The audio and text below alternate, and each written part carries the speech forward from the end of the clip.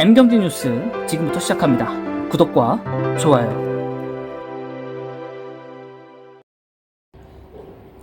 오랜만에 돌아왔습니다. 오랜만에 돌아온 만큼 저번 주에 있었던 내용들부터 시작해서 앞으로 지속적으로 내용을 업데이트하고 신문에 근거해서 팩트적으로 확인된 내용들로 인해서 우리들의 또 투자 로드맵을 완성을 좀 해보는 그런 하반기가 되었으면 좋겠습니다. 바이든 대통령 북미산 전기차에만 보조금, 현대차와 기아는 비상등이 켜졌습니다. 일명 인플레이션 감축법이라는 것이 17일 전격 시행이 되었는데요. 신형 전기차 구매자에게 제공되었던 최대 7,500달러 규모 세액공제 혜택이 북미 생산차에만 계속 적용된다라는 법이고요. 당초 내년 초에나 시행을 예상했던 거기 때문에 지금 업계들은 당혹스러워하고 있다라는 플로어로 나와 있지만은 업계가 내년 초라고 해서 6개월 정도이긴 하겠지만 6개월 가지고 공장을 미국에 짓고 이런 것들은 사실상 말이 안 되기 때문에 어느 정도 내년 초까지는 이제 생산 물량이 나오도록 공장을 세팅을 했을 거란 말이죠.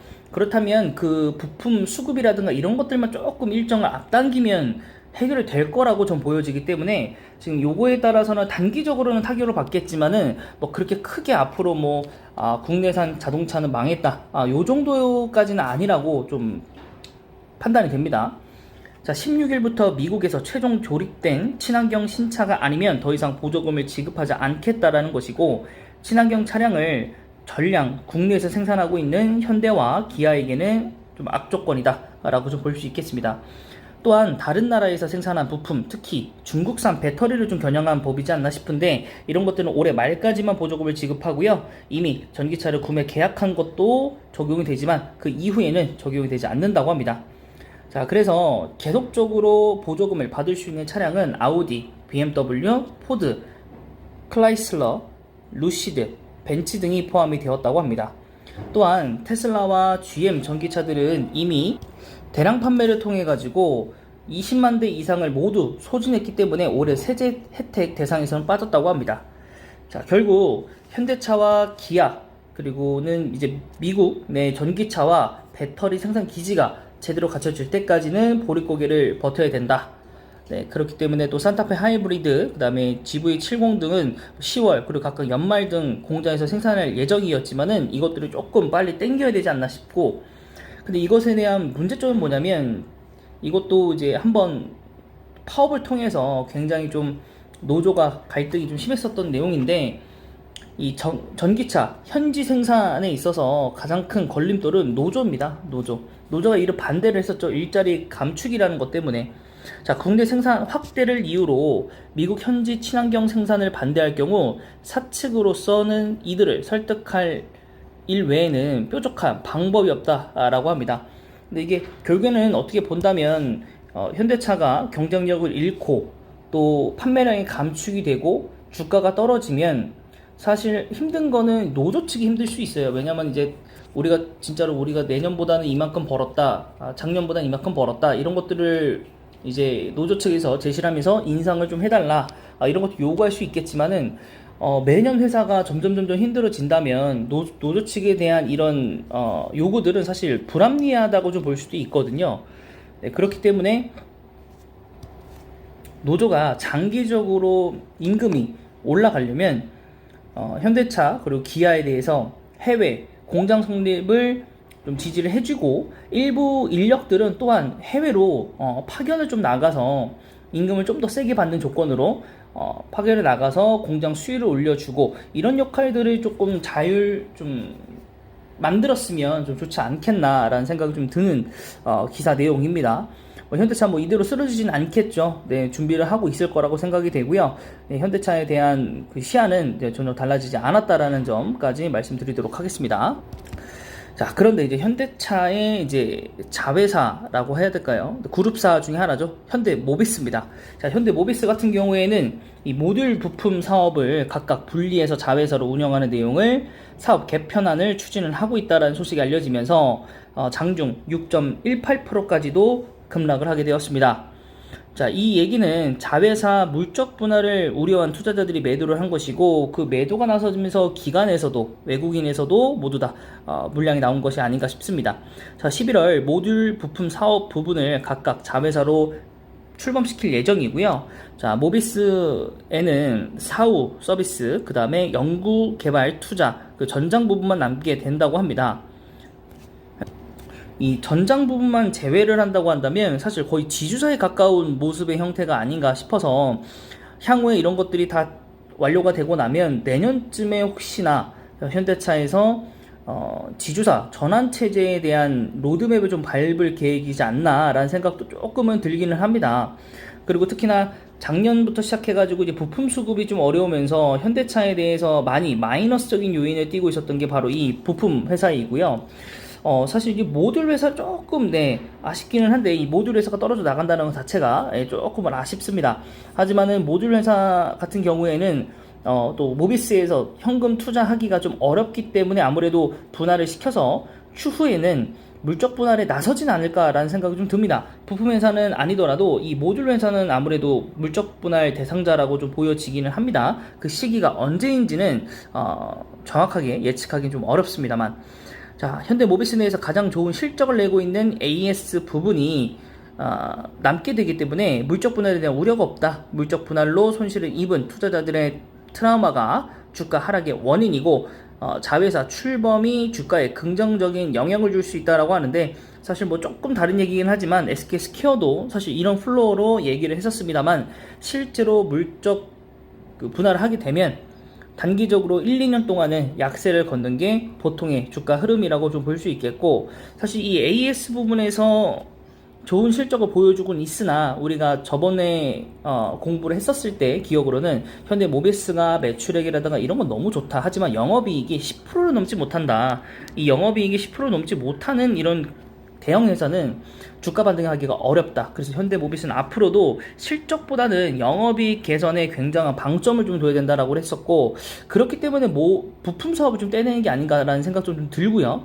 네, 그것을 조금 더 길게 좀 우리가 팔로우를 하면서 좀 현대 모비스에 대한 좀 투자 방향이라든가 나아가는 방향들을 조금 더 관찰하고 투자를 좀 진행해야 되지 않나 싶고, 그 전까지는 정말 한 달에 한 주씩 뭐 요 정도로 정말로 소형의 투자만 하시는 거를 추천드리도록 하겠습니다.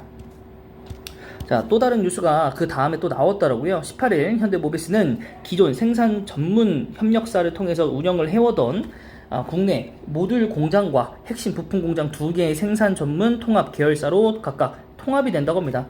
결국에는 외주의 형태가 아니라 회사 그룹사 내로 만들겠다는 얘기고, 약간 어떻게 본다면은 이 셀트리온 그룹사랑 약간 비슷해지는 경향이 아닌가라는 생각이 좀 듭니다. 자, 모듈 통합계 그리고 통합 부품 계열사로 이제 각각 분리가 됩니다. 자, 현대모비스의 주요 제품 생산 운영에 최적화된 제조와 그 다음에 품질 역량 확보에 주력하게 될 예정이라고 하고요. 현대모비스의 기본적인 사업 구조에는 변화가 없다라는 게 가장 큰 논점이지 않나 싶고요. 계열사화를 시킴으로써 제조 역량을 높이고 주력 제품에 대한 시장 경쟁력을 확보하는 등 미래 모빌리티 대응을 위한 핵심 기술과 신제품 개발을 가속할 예정이다 라고 좀 하고 있습니다. 자, 미래 모빌리티 핵심 기술 확보와 제품 개발, 그리고 이에 따라서 양산화 작업에 필요한 사업을 구축을 좀 할 계획이다 라고 좀 보여지면서, 또한 현대모비스가 지주사가 되더라도 또 하나의 신성장 기업이라는 것을 좀 명시할 수 있는 그런 사업을 추가를 하려는 모습이지 않나 라고 좀 생각이 듭니다. 자, 그리고 약간의 미확정이지만은 악재가 하나가 좀 존재한다면, 이 세계 니켈 생산 1위인 인도네시아가 수출 관세를 부과할 것이라는 입장을 좀 표명을 했는데요. 전기 자동차 배터리 핵심 원료로 꼽히고 있는 니켈의 수출 관세를 부과할 수 있다는 방침을 밝혔다고 합니다. 자, 니켈을 수출하는 대신에 현지 직접 가공을 통해서 세입을 늘리고 자국 일자리를 확대하는 부가가치 창출을 위한 전략으로 사용될 카드라고 좀 보여집니다. 그렇기 때문에 이제는 각 나라가 우리가 갖고 있는 걸 쓰고 싶으면, 혹은 우리나라에서 팔고 싶으면 우리나라에 공장을 만들고 일자리를 늘려줘라, 약간 이런 형식으로 자꾸 비즈니스를 국가에서 좀 진행을 좀 하는 것 같습니다. 자, 장기적으로는 글로벌 시장의 니켈 가격을 상승을 부추길 뿐만 아니라 인도네시아에서 석탄과 팜유 등을 더불어서 수출품을 하나를 더 가지고 있는 거기 때문에 인도네시아에서 만약에 이거를 이제 볼모로 삼아가지고 우리 수출 안 하겠다, 잠금하겠다 이렇게 해버리면 사실 가격은 점점점 뛰고 지금 석유 파동과 비슷한 상황이 나올 수도 있다라고 좀 보여집니다. 그래서 빠르게 니켈을 대체할 수 있는 광물을 발견하든가 아니면 인도네시아와 정말 좀 강제할 수 있는 부분이 있는지는 잘 모르겠지만 국가와 기업이 아니라 국가와 국가 간의 어떠한 법령으로서 함부로 수출을 하지 못하거나 이런 일들이 나오지 않도록 좀 만드는 게 가장 중요한 것 같고요. 수출관세 대상이 전기차 배터리의 핵심 원료인 고품위 니켈로 확대가 되기 시작한다면 글로벌 전기차 업체들의 타격은 좀 불가피할 전망이고, 이런 것이 현대차에도 당연히 악영향을 미칠 것입니다. 왜냐면 이제 배터리를 수급을 할 때 니켈이 들어가게 될 텐데, 그래도 당연히 뭐 LG에너솔루션이라든가 삼성 SDI, 그 다음에 SK 이노베이션 마찬가지로 SK 이노베이션 안에 있는 SK온 마저도 가격이 올라갈 거기 때문에 완성차 자체 업체들의 가격 또한 상승을 하겠죠. 배터리 주요 광물 역시 수요가 빠르게 늘고 있기 때문에 이런 부분들은 정말로 좀 가깝게 좀 느껴질 예정이고, 당장 전기차 시장에 미치는 영향은 크지 않겠지만은 앞으로 전기차 시장이 커지는 만큼 고순도 니켈 사용 비율이 늘어나게 된다면 인도네시아의 관세 부과가 배터리 원가 상승에 유발을 할 수 있다. 그래서 전기차 업체들도 좀 타격을 받을 수 있다라고 좀 되어 있습니다. 현재 자동차 전체적으로 가격이 좀 높아졌습니다. 페이스리프트도 통해서 올라간 것도 있고, 주요 트림들을 좀 많이 삭제를 하면서 좀 고가의 프리미엄들만 좀 남겨놓고 필요 없는 것들, 혹시 필요 있는 것들, 뭐 과거에는 옵션을 추가했던 것들을 전부 다 트림 안으로 다 넣으면서 가격이 많이 상승을 했습니다. 그래서 그런 것들을 제가 이번에 개인적으로 좀 뭐 사업도 준비를 하고, 또 비가 많이 왔을 때 차량이 또 침수가 되면서 뭐 차량도 새로 구매를 하면서 많이 실질적으로 경험을 좀 하게 된 내용이고, 저 3년 만에 뭐 200만 원 정도, 뭐 300 정도 뭐 차량값이 올라갔다. 그러니까 1년에 100만 원씩 올라간 거거든요. 또 이런 것들이 차량 가격 한번 정해지면 내려가지 않는 만큼 또 그런 부분들이 좀 적용하지 않나 싶고요. 네, 외부적인 요인이 있어서 좀 차량값이 올라가지 않았으면 좀 하는 바람들이 있고, 물론 이거는 구매 고객자의 입장이지만 회사에서도 가격을 일단 올려놓고 나서 이런 부분들을 가격 경쟁력을 통해서 좀 부품이나 광물 쪽에서 어떻게든 간에 가격을 좀 내리게 된다면 마진은 더 크게 남는 거기 때문에 뭐 기업 입장에선 좀 좋은 상황이라고 좀 보일 수도 있어요. 장기적으로 본다면, 이걸 대체할 수 있다면. 자, 그리고 마지막 뉴스는 하나만 더 보겠습니다. 물론 현대차와 관련된 내용은 조금 아니긴 하지만 연관은 되어 있기 때문에, 자, 볼보, 랜드로버, 그 다음에 르노차에 올라탄 티맵이라고 합니다. 자, 최근 수입차를 중심으로 차량 실내 인포테인먼트 시스템을 강화하는 모습을 보이고 있고, 특히나 LG전자가 이 부분에서는 굉장히 좀 많이 핫하게 좀 보여지고 있고, 삼성도 이 부분에서 좀 노력을 좀 하고 있습니다. 자, 볼보 자동차. 자, 볼보 자동차 같은 경우 2023년형 모델부터 자사 모든 차종에 티맵을 포함한 디지털 서비스 패키지를 탑재한다고 하고요. 지난해 10월에 벌써 300억 정도 투자를 이미 진행한 바가 있고, 통합형 SK텔레콤 인포테인먼트 시스템을 장착한 바가 있다고 합니다. 자, 대다수의 차량은 자차 내비게이션을 탑재하고 있지만 티맵의 편리성을 좀 따라가기 어려운 현실이고, 자, 르노 코리아 자동차와 제규어 랜드로버도 이런 것들에 대해서 티맵과 그 다음에 플로 서비스 등을 넣고 있다고 합니다. 자, 물론 안드로이드 그리고 오토나 애플 카플레이 등 스마트폰과 연동되는 차들도 지금 많이 나오고 있고, 양쪽을 전부 다 적용한 차들도 굉장히 많습니다. 자, 그것에 대해서 이제 벤츠도 이제 그런 것들도 있었고, 하지만 이제 현대차 같은 경우에는 자회사 현대오토웨브겠죠. 를 통해서 개발한 소프트웨어가 강점을 보이고 있다고 하기 때문에 팀업과 정면 승부를 좀 하고 있는 것으로 서비스 업데이트에 주력하는 방안을 좀 택하고 있다. 그래서 사실은 뭐 내비게이션 패키지로 좀 묶여 있다 보니까 대부분 사람들이 어플리케이션을 통해서 내비를 따로 하는 편중이고, 그렇다 보니 당연스럽게도 티맵에 대량의 데이터가 존재를 하고 또 축적이 되면서 많은 업데이트를 이루어지고 하다 보니 T맵이 정말로 편의성이 좀 높은 건 맞습니다. 저도 내비게이션이 달려있는 차량을 샀긴 했지만 사실 차량이 있는 것보다는 이제 무선으로 통해 가지고 차량에 연결이 되어서 편리하게 그 디스플레이만 좀 보고 운전을 좀 하는 경향인 것 같아요. 역시도. 그렇기 때문에, 과연 T맵이 시장에 나왔을 때, 과연 얼마만큼의, 평가를 좀 받을 수 있을 것인가. 그리고 T맵의 정확한, 뭐라 그럴까요? 정확한 수입처가 조금 궁금하긴 합니다. 물론 이런 회사들과 이제 공급 계약을 맺으면서 소프트웨어를 제공하고 이런 것들은 알겠지만은 실질적으로 사용자들은 T맵을 거의 그 어플리케이션 그 데이터 사용료 빼고는 내지 않잖아요. 그렇다 보니까 그게 과연 T맵 모빌리티가 어느 정도까지 수입을 좀 낼 수 있는가, 또한 그거 이외에도 앞으로 발전이 가능한가에 대해서도 초점을 좀 맞춰봐야 되지 않나 싶습니다. 그래서 나중에 T맵 모빌리티가 상장을 하게 되는 이 SK 스퀘어에 또한 주가에도 영향을 좀 줄 내용이지 않나 싶습니다. 자, 이제는 차트를 통해서 좀 그간에 벌어졌던 주가의 방향들, 그 다음에 뭐 외국인과 기관의 투자 모습들, 이런 것들을 좀 하나하나 좀 체크해보는 시간을 갖도록 하겠습니다. 자, 현대차 일봉입니다. 자, 제가 유튜브를 7월 18일 영상 이후로 하나도 올리지 않았거든요. 그래서 요 구간일 거라고 보여집니다. 요 구간 이후로부터 현대차가 굉장히 빠르게 좀 상승을 했었고, 그 다음 199,500원까지 올라왔다가 다시 한번 좀 하락을 하는 모습이 좀 보여집니다. 네, 여러분들에게 말씀드렸던 시야는 굉장히 유지가 됩니다. 평단가 이하시라면 매수를 하시고, 평단가 이상이라면 그냥 느긋하게 바라보시는 그런 상황으로 좀 봐주시고, 한 번씩 이렇게 출렁거릴 때마다 한 주, 두 주씩 좀 사는 그런 형태가 올바른 매매 자세이지 않나 싶고요.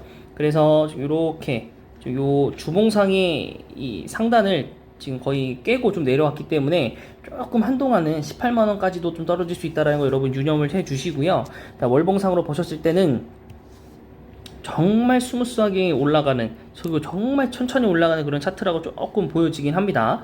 뭐 간혹 이 밑꼬리가 좀 달리면서 올라가긴 하지만 그만큼 매수세가 있다라는 것이기 때문에 여러분들이 조금은 좀 편안하게 마음을 먹고 천천히 투자하시는 습관을 가지시면 좋지 않을까 싶고요. 시가총액 40조고 코스피 8위를 아직은 유지를 하고 있는 현대차입니다. 최근 외국인에 대한 매수 흐름도 좋았고요. 물론 기관에서는 많이 매도가 나왔긴 했습니다. 그리고 물론 현대차뿐만 아니라 뭐 이제 지분을 갖고 있기 때문에 현대 모비스 쪽에도 이제 약세가 나타나게 되면 현대차에도 같이 적용이 되는 것 중에 하나이니까요. 그 부분에 있어서 이제 같이 좀 타격을 입지 않았나라고 좀 생각이 좀 듭니다. 그리고 아까도 말씀드렸지만은 이제 보조금 중단이라든가 여러 가지 부분에 있어서 조금 아직은 악재로 좀 받아들이지 않나라는 생각이 좀 듭니다. 자, 그랬을 때 지금 현재 3분기 이제 실적 추정치를 본다면 전년 동기 대비해서는 매출액은 늘었지만은 영업이익도 많이 늘었군요. 네, 전부 다 많이 늘었습니다. 하지만 이제 전분기 대비해서는 소폭 좀 하락하는 그런 모습들이 좀 보여지고는 있습니다. 네, 아무래도 좀 판매량이라든가 이런 것들이 조금은 줄어들었기 때문이고, 조금 뭐 호재라고 본다면 최근 침수 피해로 인해서 굉장한 많은 양의 차들이 침수가 되었습니다. 그리고 국내에는 현대와 기아의 차량이 굉장히 많고요. 그렇기 때문에 판매량은 다시 한번 좀 늘지 않을까라는 생각이 좀 들긴 합니다. 뭐 그런 것도 이제 소소한 이벤트 정도라고 좀 판단이 되고요. 그래도 여전히 PR이라든가 PBR 그리고 주당 배당금 같은 것들이 굉장히 좋기 때문에 저 역시도 배당금을 이번 달이었었나요? 이번 달 언젠가 한번 들어왔던 것 같은데, 네, 그래서 그런 것들을 생각한다면 현대차 뭐 꾸준히 가져가는 것도 나쁘진 않다라고 생각이 됩니다.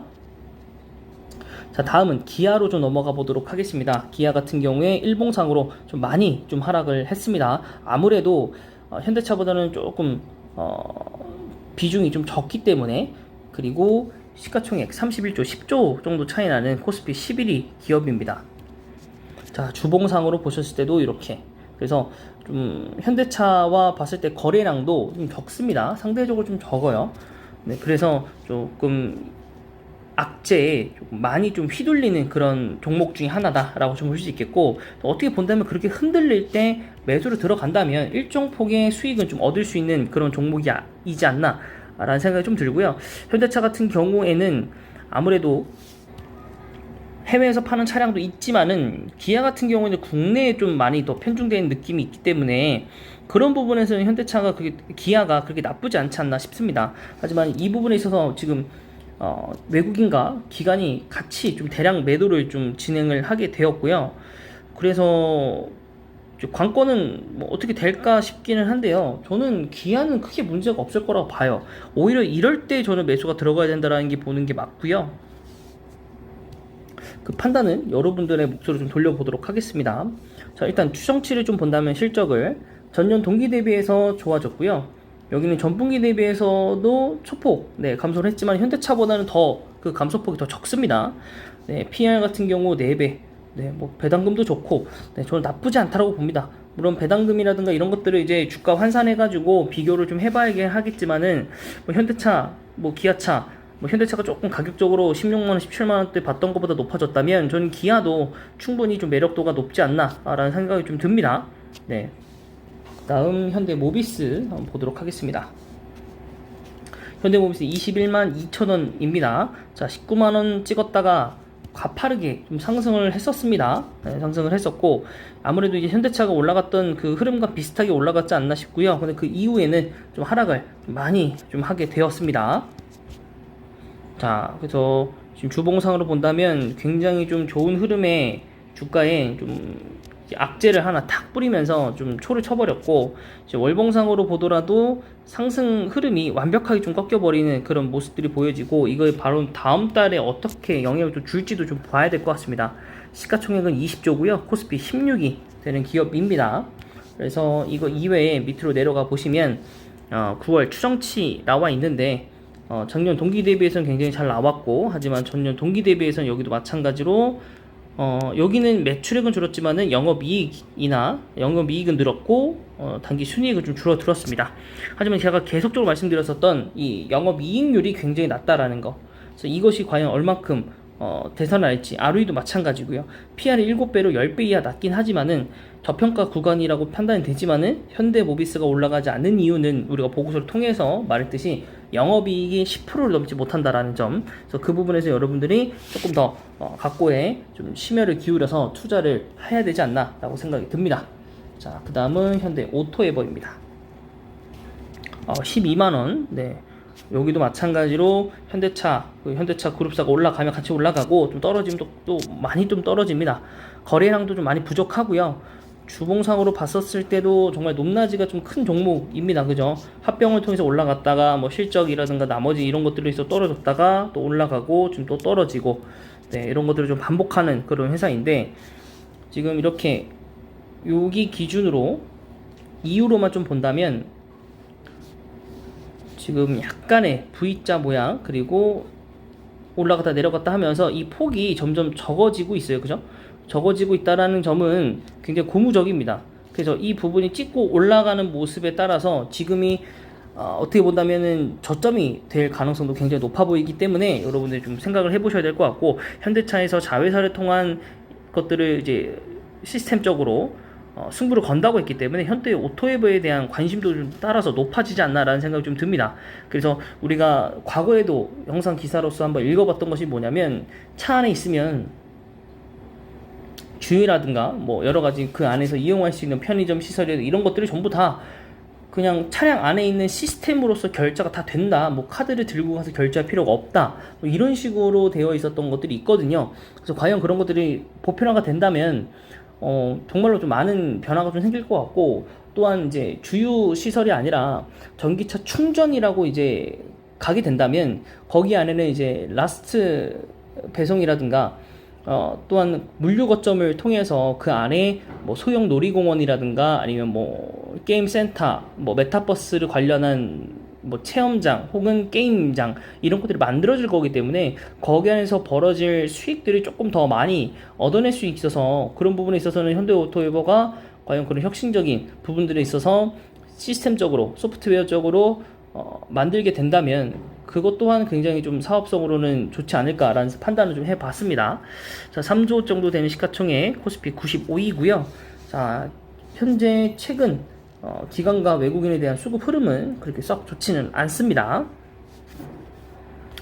네, 그리고 지금 6월 이미 실적이 나왔을 건데, 네, 아직 9월에 대한 실적치는 안 나왔고, 6월이 이 정도 동기 대비해서 나왔다면은 뭐 그렇게 크게 문제가 있을 만한 기업은 아닌데, PBR이라든가 PBR 이런 것들이 굉장히 좀 높습니다. 그래서 이런 부분에 있어서는 조금 더 지켜봐야 되는 부분은 좀 남아 있긴 합니다. 그래서 앞으로의 이 벌어질 상황을 여러분들이 생각을 하시고 투자를 할 것인가, 아니면 지금 현재 기준으로만 바라보실 것인가에 대해서 투자의 판단은 좀 달라질 거라 생각이 듭니다. 자, 마지막은 이것과 대적하고 있는 팀의 모빌리티를 소유하고 있는 바로 SK 스퀘어입니다. 정말 오랜만에 들어가 보는 종목입니다. 여기도 이제 굉장히 큰 폭의 좀 하락을 했었죠. 37,750원까지 갔다가 지금 41,000원까지 좀 올라왔었고, 과거에 요 정도 하락을 했었을 때 매수하면서 수익을 우리가 좀 거뒀었죠. 네, 그 이후에 좀 많이 하락을 하고 반등을 못한 채로 거의 가라앉았습니다. 왜냐하면 여러 가지 예정되던 이벤트들이 다 망했기 때문에, 네, 자회사 상장하려고 했었던 SK 쉴드, 그 다음에 SK 쉴드가 아니라 SK 쉴더스죠. 네, SK 쉴더스, 그리고 원스토어, 그리고 이제 팀의 모빌리티까지 좀 이어지는 상장 공모가 있었는데, 이런 것들 전부 다 철회가 되면서 지금 많이 주가가 쇠퇴를 좀 했었고, 그 이후에는 또 코인까지도 3분기에 발행을 한다고 했는데 코인 시장이 또 안 좋아 버리면서 그 부분도 지금 다 전부 다 딜레이가 된 상태입니다. 물론 지금 뭐 투자별 매매 동향을 보시면 뭐 기관이나 뭐 외국인이나 전부 다 뭐 거의 투자 흐름에는 거의 변화가 없다라고 생각이 드는데, 아무래도 개인이 전부 다 팔고 있지 않나라는 생각이 좀 들고요. 2분기 실적 같은 경우 5,093억 원 정도 지금 영업이익을 올렸다라고 좀 하거든요. 영업이익 쪽으로는 굉장히 좋습니다. 좋은데 여러 부분에 있어서 좀 많이 좀 좋진 않다라고 좀 보여집니다. 아직까지도. 자, 나노엔텍에 대한 지분 전량을 팔았고, 또 여기 하나카드에서 주식을 또 취득을 했고, 또 이런 부분들이 있어서 조금 많이 좀 어지러운 종목이 좀 되지 않았나 싶습니다. 자, 그리고 상장 로드맵 재수립을 한다고 하는데요. 과연 어떻게 될까 싶습니다. 네, 연내 제도조는 희박하다고 하고, 아무래도 다시 한번 각고의 노력을 통해서 내년 혹은 내후년에 시장이 좋아졌을 때 다시 한번 노려보지 않을까 싶은데, 과연 시장에서 과연 어떻게 받아들일지는 좀 미지수이긴 합니다. 그리고 11번가도 마찬가지로 상장을 앞두고 있었는데 좀 많이 좀 지연이 되게 되었고, 또 웨이브 같은 경우도 최근에는 또 CJENM과 그 다음에 KT에서 또 밀고 있는 것들이 있기 때문에 또 그런 부분에 있어서 웨이브 자체도 조금 밀리고 있는 상황이라고 좀 펼쳐지기는 합니다. 그래서 이런 부분들에 있어서 투자에 좀 유의를 좀 하셨으면 좋겠습니다.